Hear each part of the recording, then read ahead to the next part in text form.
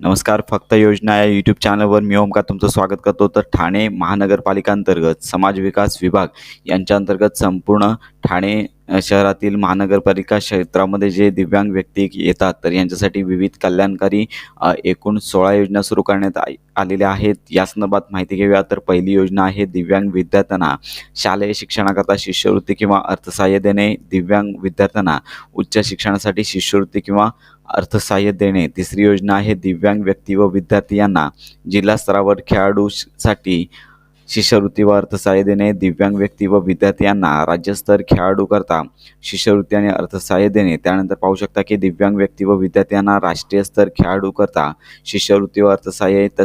तसेच सहावी योजना आहे दिव्यांग व्यक्ती व विद्यार्थी यांना आंतरराष्ट्रीय खेळाडूकरता शिष्यवृत्ती व अर्थसहाय्य देणे. त्यानंतर सातवी आहे दिव्यांग व्यक्तींना उदरनिर्वाह करण्यासाठी निधी थेट लाभार्थ्यांच्या बँक खात्यामध्ये जमा करणे.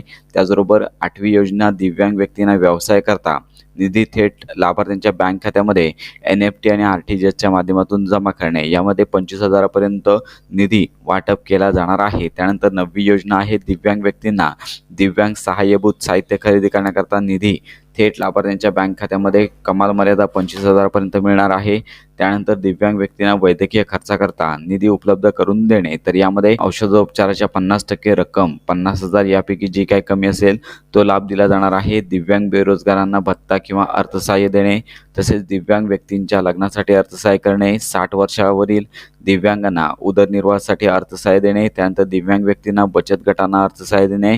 त्यानंतर कुष्ठरुग्णांना उदरनिर्वाहासाठी अनुदान देणे आणि निरामय आरोग्य विमा योजनेची कार्यवाही करणे त्यांचा समावेश होतो. तर यामध्ये या प्रवर्गातील कॅन्डिडेटचा समावेश होतो. तर अशा प्रकारे ठाणे महानगरपालिका क्षेत्रासाठी 16 योजना सुरू झालेल्या आहेत. तर याचा अर्ज ठाणे महानगरपालिकेच्या सर्व प्रभाग समिती कार्यालयामध्ये दिव्यांग कल्याणकारी योजनांचे वरील कालावधीमध्ये अर्ज भरून उपलब्ध करून दिले आहे. तर त्या ठिकाणी जाऊन तुम्हाला अर्ज करायचा, आवश्यक ती कागदपत्रे देऊन शेवटची तारीख देखील देण्यात आलेली आहे. हे सहचा अर्ज 25 तारखेपासून सुरू झाले असून 26 ऑगस्टपर्यंत सायंकाळी 5:30 वाजेपर्यंत अर्ज करण्यासाठी मुदत देण्यात आलेली आहे. आणि लक्षात घ्या, यामध्ये सदरचे अर्ज आहेत तर याच्यामध्ये योजना जी 16 आहे विमा योजनेची कार्यवाही करणे, तर याची तारीख असणार आहे 28/2/2025 पर्यंत असणार आहे.